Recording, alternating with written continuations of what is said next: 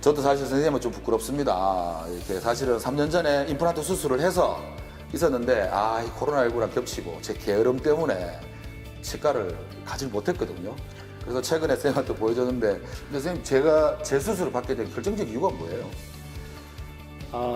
뭐 미룬 것도 있고 사실은 이거는 좀 의학적인 거지만 뒤쪽 임플란트 심을 때 조금 뼈가 단단하신지 충분한 깊이로 식립되지 못한 부분도 조금 있는 것 같습니다. 제 치아에 대해서 좀 치료 많이 힘드셨죠? 네, 그런 분들이 꽤 많으십니다. 실제로 임플란트를 심어 놓고 이제 코로나 뭐 아픈 것도 있고 코로나 이제 감염 걱정 때문에 네. 치과에 가기 꺼려져서 미루다 보니까 뭐 2년, 3년 이렇게 뭐 길게는 4년 이렇게 그냥 두시는 분들이 있거든요. 네.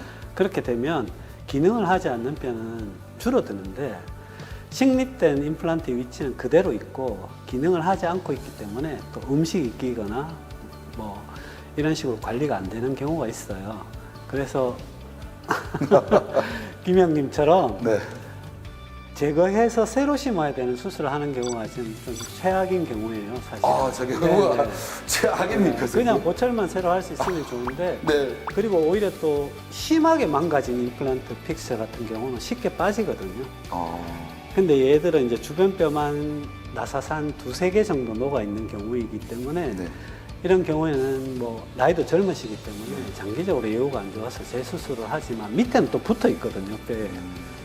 그러면 그거를 억지로 뜯어내서 역회전해서 제거를 해야 되기 때문에 수술하는 사람도 힘들고 수술 받는 분도 힘들고 지금 뭐 잘 되고 있으니까 보철을 하면 되는데 그동안에 미루는 동안에 남아있는 치아들이 그 부분이 아직 완전히 보철 회복이 안 되다 보니까 그 기능들을 얘들이 축구로 치면은 3명, 4명이 나자빠져서 누워있는 거예요.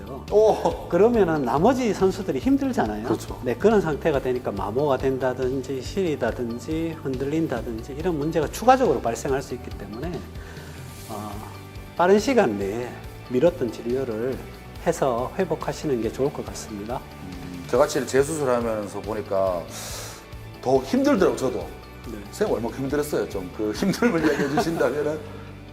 네, 저는 뭐 그런 케이스 많이 해봤으니까요. 근데 환자분이 힘든 게 문제죠. 근데 지금 제일 중요한 관리는 어떤 걸까요?